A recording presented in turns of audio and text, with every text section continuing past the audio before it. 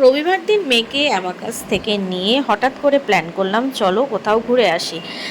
হাতে 2 ঘন্টা সময় আছে, তো 2 ঘন্টার মধ্যে কোথায় যাওয়া যায় ভাবতে ভাবতেই তো তোমাদের দাদা বললো, তা চলো এখন তোমাদের তাহলে বৈশাখী মেলায় নিয়ে যাই। কিন্তু 1 ঘন্টা ঘুরবে, ঘুরে নিয়ে তারপরে মেয়ের আবার ডান্স ক্লাস আছে, সেখানে কিন্তু মেয়েকে আবার পৌঁছে দিতে হবে।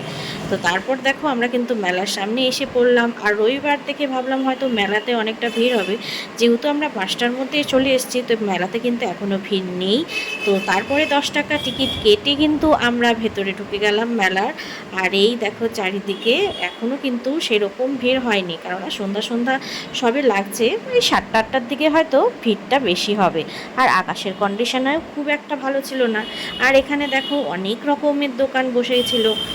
তো আমি জাস্ট হাতাপটেই দেখছিলাম। আর এই পাশে দেখো ভাসগুলো কি সুন্দর লাগছে, তাই না?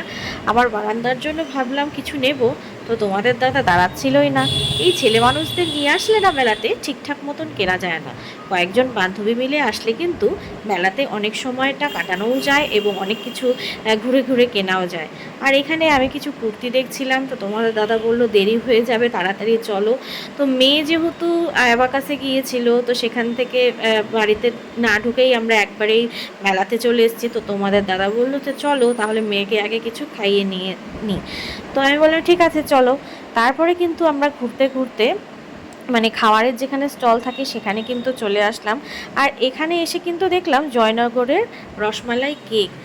আর যেহেতু আমি এখন মিষ্টি একদমই খাওয়া বাদ দিয়ে দিয়েছি, তো এখন খাই না মিষ্টিটা, তো সেটা আর নিলাম না। তো মেয়েকে ডিরেক্টলি আমরা নিয়ে চলে গেলাম কিন্তু চাটের দোকানের সামনে, কারণ আমাদের মেয়ে কিন্তু প্রচুর পাপড়ি চাট খেতে ভালোবাসে এবং সঙ্গে কিন্তু আমিও।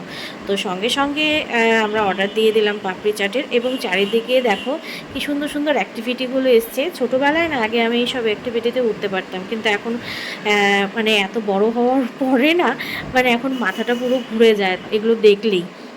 তো তারপরে আমাদের খাবার কিন্তু চলে এসেছে, এখন কিন্তু খেয়ে দিয়ে নিচ্ছি।